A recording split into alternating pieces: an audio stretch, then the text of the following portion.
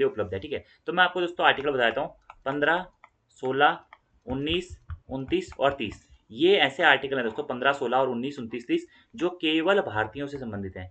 केवल भारतीय नागरिकों, ये भारतीयों या कह सकते हैं नागरिकों से, हमारे देश के नागरिकों के लिए ही ये संबंधित है।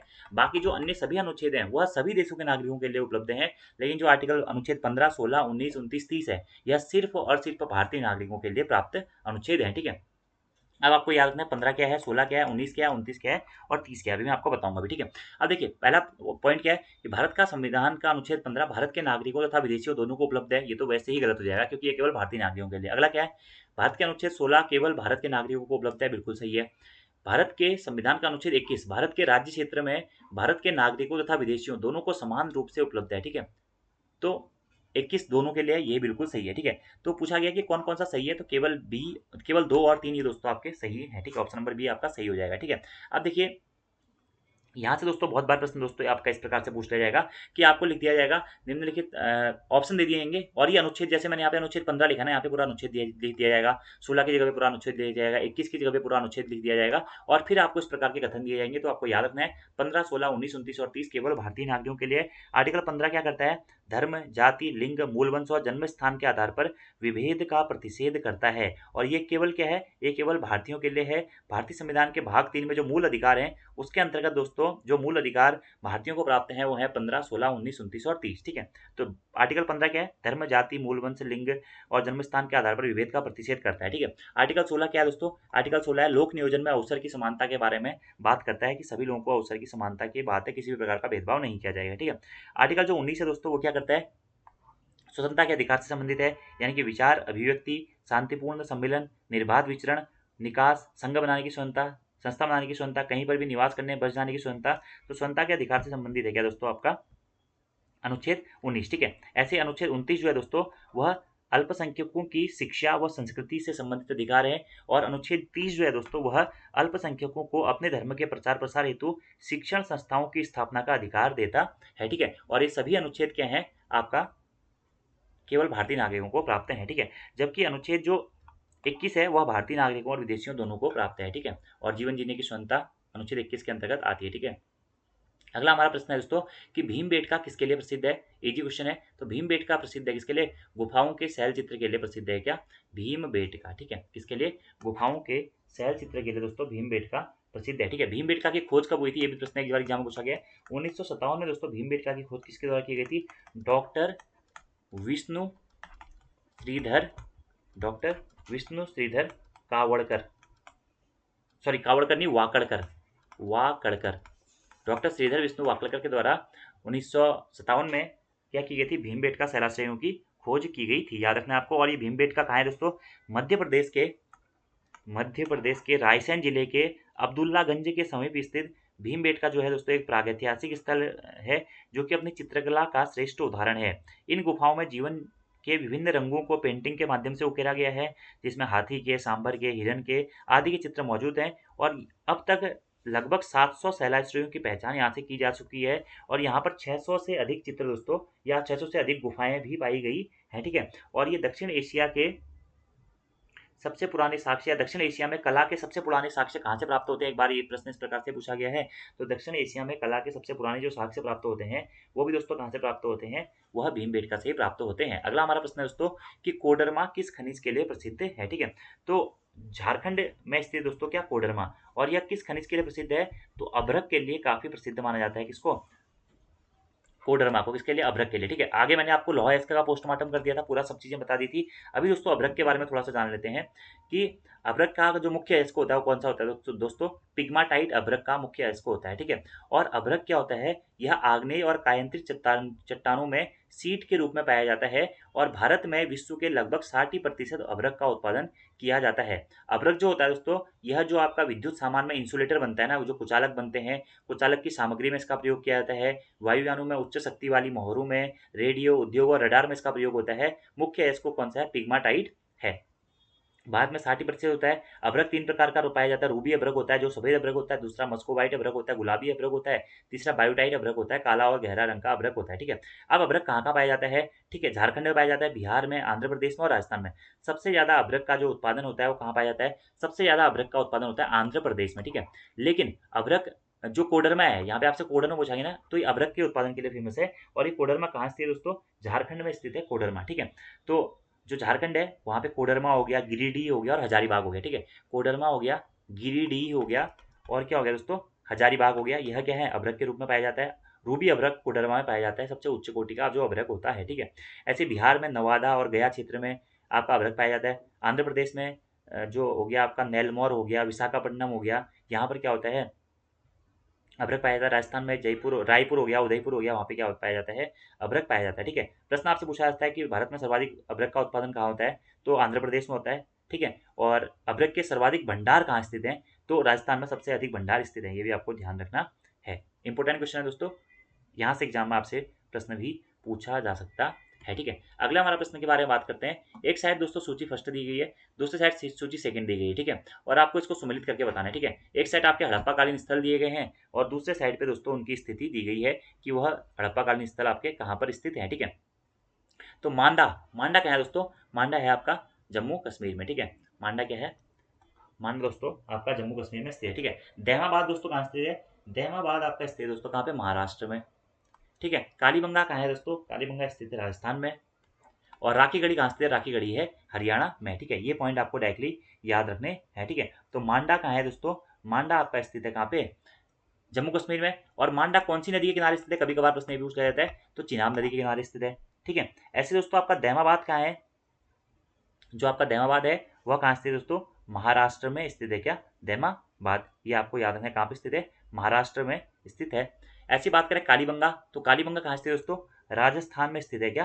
कालीबंगा। ठीक है, कौन सी नदी के किनारे? सरस्वती नदी के किनारे स्थित है क्या? कालीबंगा। ठीक है, ऐसे राखी गढ़ी कहाँ स्थित है दोस्तों? राखी गढ़ी आपका हरियाणा में स्थित है। ठीक है, और हरियाणा में जो आपका राखी गढ़ी स्थित है, तो अगर आपसे प्रश्न पूछा जाए कि कौन सी नदी के किनारे स्थित है, वैसे तो इसके आसपास कोई भी नदी नहीं है, लेकिन अगर फिर भी ऑप्शन पूछा है तो यमुना के आसपास आप इसको एक हिसाब से मान सकते हैं। ठीक है, ऐसे कुछ और अन्य स्थल है, कहाँ कहाँ से प्राप्त हुए हैं? हड़प्पाकालीन स्थल आप नोट कर सकते हैं। ठीक है, हड़प्पा कहाँ से प्राप्त हुआ है दोस्तों? हड़प्पा जो हड़प्पाकालीन स्थल है, इसके नाम पे हड़प्पा की का जो नाम रखा गया है, 1921 में इसकी खोज हुई थी। ठीक है, दयाराम साहनी के द्वारा हड़प्पा की खोज की गई थी 1921 में। तो ये कहाँ स्थित है? वर्तमान में पंजाब में स्थित है, पाकिस्तान में। ठीक है, और कौन सी नदी के किनारे स्थित है? रावी नदी के किनारे स्थित है। इंपोर्टेंट है। ठीक है, ऐसी जो मोहनजोदड़ो है हड़प्पाकालीन एक प्रमुख दूसरा स्थल है। ये भी दोस्तों कहाँ है? सिंध पाकिस्तान में स्थित है वर्तमान में।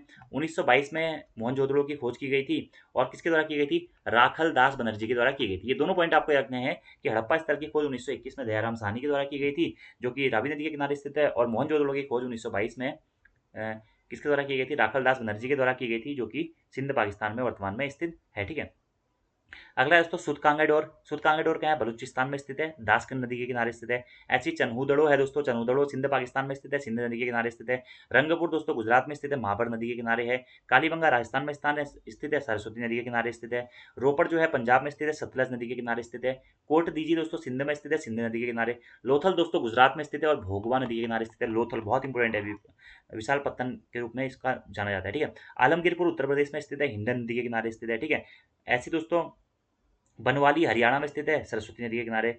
मांडा जम्मू कश्मीर में स्थित है, चिनाब नदी के किनारे। धौलावीरा गुजरात में स्थित है, लूनी नदी के किनारे। और राखी गढ़ी कहाँ है? हरियाणा में स्थित है। ये प्रमुख हड़प्पाकालीन स्थल हैं जो कि इंपॉर्टेंट हैं। अगला हमारा प्रश्न है दोस्तों कि तृतीय संगम हुआ था। ठीक है, जो तीसरा संगम हुआ था वह कब हुआ था? ये आपसे प्रश्न पूछा गया है। ठीक है, तो संगम साहित्य दोस्तों आपने पढ़ा होगा, उसी से संबंधित ये प्रश्न है। जो तृतीय संगम हुआ था वह कब हुआ था? ठीक है, तो क्वेश्चन आप लोगों ने देख लिया होगा। ऑप्शन के ऊपर बात करते हैं। ऑप्शन है हमारा अरिकामेडू में, इरनाकुलम में, मदुरई में या तूतकोरिन में। ठीक है, तो जो तीसरा दोस्तों आपका संगम हुआ था वह कहाँ पर हुआ था? ये हुआ था मदुरई में। तो ऑप्शन नंबर सी आपका इसका सही उत्तर हो जाएगा। ठीक है, तो संगम का तात्पर्य क्या होता है? सबसे पहले क्या है संगम? क्या है संगम? का अर्थ होता है कवियों की गोष्ठी। प्रश्न एग्जाम में पूछा गया दोस्तों, संगम का क्या अर्थ है?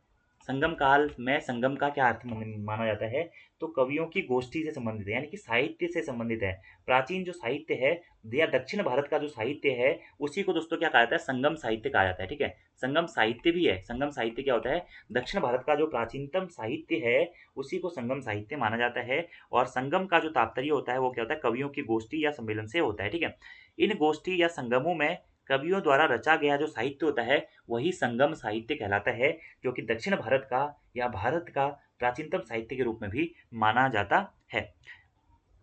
संगम युग में दक्षिण भारत में पांड्य राजाओं के संरक्षण में 3 संगमों का आयोजन किया गया था। तो संगम युग में जो दक्षिण भारत के पांड्य राजाओं की उपस्थिति में या पांड्य राजाओं के संरक्षण में 3 संगम आयोजित किए गए थे। ठीक है, जिसमें प्रथम जो संगम हुआ था वह कहाँ हुआ था दोस्तों, मदुरई में हुआ था, जिसकी अध्यक्षता किसने की थी, अगस्त ऋषि ने की थी। ठीक है, प्रथम जो संगम था वह कहाँ हुआ था, मदुरई में हुआ था, और इसकी अध्यक्षता किसने की थी, अगस्त ऋषि ने इसकी अध्यक्षता की थी। ठीक है, अगला जो दूसरा संगम हुआ था दोस्तों, ये कहाँ हुआ था, यह हुआ था कपाटपुरम, जिसे हम कभी कभी आपको कुछ कुछ किताबों में आप LAY भी पढ़ेंगे। ठीक है, इसकी अध्यक्षता किसने की थी, पहले अगस्त ऋषि ने की थी और बाद में किसने की थी, तोलकापियर ने की थी। ठीक है, और तीसरा जो संगम हुआ था वो कहाँ हुआ था, मदुरई में हुआ था, और इसकी अध्यक्षता किसने की थी, नक्कीरर ने इसकी अध्यक्षता की थी। तो संगम का तात्पर्य आपको याद रखना है, कवियों की गोष्ठी से। सही उत्तर हो जाएगा सी, मदुरई। ठीक है, और दक्षिण भारत में जो प्राचीनतम साहित्य होता है या कवियों का सम्मेलन होता है वह क्या है, संगम साहित्य कहलाता है। ठीक है, कृष्णा नदी एवं तुंगभद्रा नदी के दक्षिण के क्षेत्र में यह साहित्य पाया जाता था, और 3 से लेकर के 300 मतलब 300 ईस्वी पूर्व से लेकर के 300 ईस्वी के बीच की अवधि इसमें। ठीक है, 300 AD से लेकर के 300 BC से लेकर के 300 AD तक का जो टाइम पीरियड है वह संगम साहित्य के अंतर्गत आता है। और संगम साहित्य किसमें लिखा गया, ये भी क्वेश्चन इंपॉर्टेंट है। तो तमिल भाषा में संगम साहित्य को लिखा जाता है, किसमें, तमिल भाषा में। ठीक है, अगला हमारा प्रश्न है दोस्तों कि अकबर कालीन सैन्य व्यवस्था आधारित थी किस पर दोस्तों, तो अकबर कालीन जो भी सैन्य व्यवस्था दोस्तों आधारित थी वह किस पर आधारित थी, मनसबदारी प्रथा पर आधारित थी। किसमें, मनसबदारी प्रथा पर आधारित थी अकबर कालीन सैन्य व्यवस्था। ठीक है, अकबर क्या है दोस्तों, मुगल बादशाह था। ठीक है, और भारत के प्रसिद्ध लोकप्रिय मुगल बादशाहों के रूप में अकबर को जाना जाता है। 1956 में ये राजगद्दी पर बैठा था और 1605 तक ये दोस्तों राजा बनकर रहा था। ठीक है, और अकबर ने कौन सा धर्म चलाया था, दीन ए इलाही धर्म चलाया था। कौन सा, दीन ए इलाही धर्म भी अकबर के द्वारा ही चलाया गया था। ठीक है, तो थोड़ा सा जान लेते हैं अकबर के बारे में। ठीक है, साम्राज्य के विस्तार एवं शांति सुव्यवस्था के लिए सुसंगठित सेना का होना अत्यंत आवश्यक है। इस दृष्टि से अकबर ने अपनी सैन्य व्यवस्था में अनेक त्रुटियों में सुधार किया। उसने 1573-74 में घोड़ों को दागने की प्रथा का पुनः प्रचलन किया, जिससे सेनापति अपने घोड़े न बदल सकें और एक घोड़े को 2 से अधिक बार प्रस्तुत न कर सकें। 1975 में अकबर के द्वारा मनसबदारी व्यवस्था के आधार पर सैनिकों को संगठित किया गया था। कब, किसमें, मनसबदारी व्यवस्था के आधार पर घोड़ों को दागने की प्रथा दोबारा से इसने चलाई थी। मनसब का अर्थ क्या होता है, हाँ बहुत बार एग्जाम में प्रश्न पूछा जाता है दोस्तों कि मनसब का अर्थ क्या होता है। मनसब का अर्थ होता है श्रेणी या पद या आपकी जो रैंक होती है वो मनसब का अर्थ होता है। ठीक है, और इसी प्रकार जो मनसबदार का अर्थ हो जाएगा, मनसबदार का अर्थ उस अधिकारी से होता था जिसे शाही सेना में एक पद या श्रेणी प्राप्त थी। ठीक है, पद या श्रेणी जिसको भी प्राप्त थी वह था मनसबदार। ठीक है, और ये एक प्रकार का अधिकारी होता था। और अकबर की जो मनसबदारी व्यवस्था थी वह किस पर आधारित थी, कभी कभार ये प्रश्न पूछा जा सकता है, तो दशमलव दशमलव प्रणाली पर यह आधारित थी। ठीक है, और अकबर ने मनसबदारी व्यवस्था भी चलाई थी और उसके साथ साथ में जागीरदारी व्यवस्था के कारण भी, जागीरदारी व्यवस्था हेतु भी अकबर को ही जाना जाता है। ठीक है, और अकबर की जो मनसबदारी व्यवस्था थी यह दशमलव प्रणाली पर आधारित है, आपको याद रखना है। ठीक है, अकबर ने दीन इलाही धर्म चलाया था, आपको याद रखना है। 1582 में इसने दीन इलाही धर्म चलाया था। ठीक है, और दीन इलाही धर्म स्वीकार करने वाला एकमात्र हिंदू कौन था, बीरबल था। ठीक है, पानीपत का द्वितीय युद्ध जो प्रमुख युद्ध है दोस्तों 1956 में अकबर, सॉरी 1956 नहीं दोस्तों 1556, हाँ ध्यान से, तो 1556 में अकबर और हेमू के मध्य में हुआ था। ठीक है, अकबर ने हुमायूं का अकबरा बनाया था। अकबर ने केंद्रीकृत प्रशासन की स्थापना की थी। अकबर की विजयों का क्रम कभी कभी पूछा जाता है, तो मालवा विजय की थी इसने 1561 में, राजस्थान विजय की थी 1561 में, गुजरात बंगाल इधर के आसपास के विलय, जो आप विलय किया था इसने 1900 या सॉरी 1572 में। ठीक है, और फतेहपुर सीकरी की स्थापना किसने की थी, वह अकबर के द्वारा की गई थी। आगरा का किला अकबर के द्वारा बनाया गया था। अकबर के दरबार में क्या थे, नवरत्न थे, ये भी आपको याद रखना है। ठीक है, और अकबर के दरबार में क्या थी, मनसबदारी सैन्य व्यवस्था थी। मनसब का अर्थ होता है पद या रैंक, और 66 श्रेणियों में इसने पदों का या रैंकों का विभाजन किया था, ये भी आपको ध्यान रखना है। अगला हमारा प्रश्न है, किस मुगल बादशाह को जिंदा पीर कहा जाता है, तो नाम से ही आप समझ सकते हैं दोस्तों क्या होता है, मुगल बादशाह औरंगजेब को क्या कहा जाता है, जिंदा पीर कहा जाता है। ठीक है, अगर हम बात करें मुगल वंश की, तो मुगल वंश के संस्थापक के रूप में बाबर को जाना जाता है। पानीपत का प्रथम युद्ध 1526 में इब्राहिम लोदी को हराया था। ठीक है, फिर बाबर का बेटा कौन हुआ? हुमायूं हुआ। हुमायूं का बेटा कौन हुआ? अकबर हुआ। अकबर का, बाबर का बेटा हुमायूं, हुमायूं का अकबर। अकबर का बेटा कौन हुआ? जहांगीर हुआ। जहांगीर का बेटा कौन हुआ दोस्तों? शाहजहां हुआ। और शाहजहां का जो बेटा हुआ वो कौन हुआ दोस्तों? आपका औरंगजेब, जिसे कहा जाता है जेब, औरंगजेब। ठीक है, जिसे जिंदा पीर भी कहा जाता है। और मुगल वंश का या मुगल शासकों में सबसे अत्याचारी शासक के रूप में भी औरंगजेब को जाना जाता है। ठीक है, इसीलिए इसे कहा जाता है जिंदा पीर। इसी के साथ साथ इसको क्या कहा जाता है? दरवेश भी कहा जाता है। ठीक है, औरंगजेब को जिंदा पीर तो कहा जाता है, इसके साथ साथ इसे दरवेश भी कहा जाता है। इसी के साथ साथ इसे दोस्तों क्या कहा जाता है? आलमगीर भी कहा जाता है। ठीक है, आलमगीर भी किसको कहा जाता है? औरंगजेब को ही कहा जाता है। इसका मूल नाम क्या था दोस्तों? तो औरंगजेब का जो मूल नाम था वो था मुहीउद्दीन मोहम्मद। ये भी एग्जाम में प्रश्न पूछा गया है। और एक प्रश्न एग्जाम में ये भी पूछा गया है कि अकबर की मृत्यु कब हुई थी। ठीक है, तो अकबर की मृत्यु हो गई थी 1707 में। और ये राजा कब से कब तक रहा दोस्तों? 1658 से लेकर के 1707 तक ये क्या रहा था? शासक रहा था। ठीक है, अभी इस बार मेंस में भी इससे संबंधित एक प्रश्न पूछा गया था कि औरंगजेब के दक्षिण अभियान पर टिप्पणी कीजिए। ठीक है, तो यहाँ से एग्जाम मेंस में भी आपका क्वेश्चन बना था। ठीक है, और ये मुगल साम्राज्य का कौन सा छठा सम्राट था? पहला बाबर हो गया, फिर हुमायूं हो गया, अकबर हो गया, जहांगीर हो गया, शाहजहां हो गया, औरंगजेब हो गया। ये भी कभी कभी आपको क्रम से लगाने के लिए पूछा जाता है। ठीक है, अकबर के द्वारा दोस्तों जजिया कर को समाप्त किया गया था, लेकिन औरंगजेब के द्वारा जजिया कर को पुनः लागू कर दिया गया। कब? 1669 में। ठीक है, इसके मक्का विजय या दक्कन विजय के लिए फेमस है, दक्षिण विजय के लिए फेमस है। ठीक है, अकबर ने क्या किया था? औरंगजेब ने क्या किया था? बीबी का मकबरा, काफी महत्वपूर्ण है, प्रश्न एग्जाम में पूछा भी गया है। बीबी का मकबरा किसके द्वारा बनाया गया है?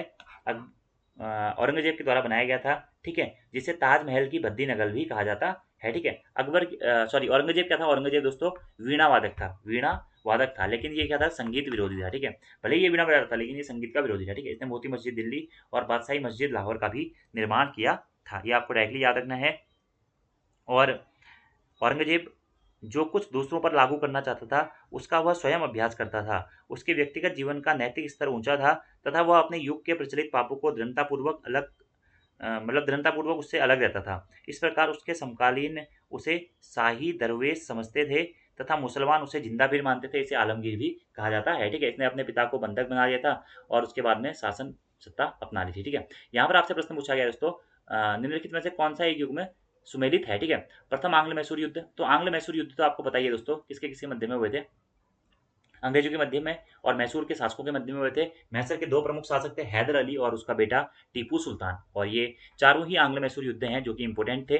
प्रथम आंग्ल मैसूर युद्ध में हैदर अली पराजित हुआ था? नहीं दोस्तों, प्रथम आंग्ल मैसूर युद्ध में हैदर अली जीता था, ब्रिटिश पराजित हो गए थे पहले आंग्ल मैसूर युद्ध में। तो पहला आपका क्या होगा? कथन सुमेलित नहीं है।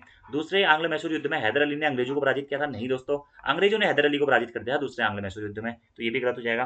तीसरा आंग्ल मैसूर युद्ध, टीपू सुल्तान युद्ध जीता था? नहीं दोस्तों, टीपू सुल्तान युद्ध कहाँ जीता? टीपू सुल्तान हार गया था इसमें भी, और इसने अपना भाग अंग्रेजों को दे दिया था, ये भी गलत हो गया। चतुर्थ आंग्ल मैसूर युद्ध, टीपू सुल्तान पराजित किया गया और युद्ध के मध्य दिवंगत हुआ, मृत्यु हो गई थी। तो कौन सा सही सुमेलित है? चतुर्थ आंग्ल मैसूर युद्ध सही सुमेलित है। ठीक है, थोड़ा सा इसके बारे में जान लेते हैं। प्रथम आंग्ल मैसूर युद्ध आपको सन याद रखना है, 1767 से लेकर के 1769 में दोस्तों आपका क्या होता? प्रथम आंग्ल मैसूर युद्ध हुआ था। इस दौरान जो अंग्रेज गवर्नर था वो कौन था? वेरलेस्ट था। ठीक है, और 4 अप्रैल 1769 को मद्रास की संधि हुई थी। इसमें कौन सी मद्रास की संधि हुई थी और युद्ध समाप्त हो गया था। ठीक है, और इसमें क्या हुआ था? हैदर अली जीता था। ठीक है, अंग्रेज हार गए थे। ठीक है, बाकी दूसरा आंग्ल मैसूर युद्ध हुआ था 1780 से 84 में। दूसरा आपको याद है 1780 से 84 में। ठीक है, और इस दौरान अंग्रेज गवर्नर जनरल कौन था? वारेन हेस्टिंग था। प्रश्न कभी कभार ये भी एग्जाम पूछा जाता है कि अंग्रेज गवर्नर जनरल कौन थे इसके दौरान? वारेन हेस्टिंग था। और इस युद्ध में कौन सी संधि हुई थी? ये भी इंपोर्टेंट है। तो मंगलौर की संधि हुई थी। प्रथम में कौन सी हुई थी? मद्रास की। दूसरे में हुई थी मंगलौर की संधि।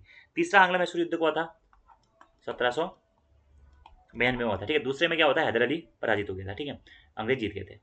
तीसरा आंग्ल मैसूर युद्ध को हुआ 1790 से लेकर के 1792 में हुआ था, 1790 से 1792 के मध्य में। और इस दौरान जो अंग्रेज गवर्नर कौन था दोस्तों? लॉर्ड कार्नवालिस था। ठीक है, याद रखना है आपको। और अंग्रेजों के विरुद्ध सहायता के लिए टीपू सुल्तान ने तुर्की की सहायता प्राप्त करने का प्रयत्न किया था, लेकिन इसको तुर्की की जो थी सेना का सहयोग नहीं प्राप्त हुआ था। और 1792 में श्रीरंगपट्टनम की संधि हुई थी। ये क्वेश्चन इंपोर्टेंट है, पूछा भी गया एक बार एग्जाम में कि तृतीय आंग्ल मैसूर युद्ध के संबंध में कौन सी संधि हुई थी? श्रीरंगपट्टनम की संधि हुई थी। ठीक है, याद रखना है कब हुई थी? 1792 में। उसके बाद में चतुर्थ आंग्ल मैसूर युद्ध होता है जो कि कब होता है दोस्तों? 1799 में होता है। लॉर्ड वेलेजली इस टाइम पे क्या था? गवर्नर जनरल था।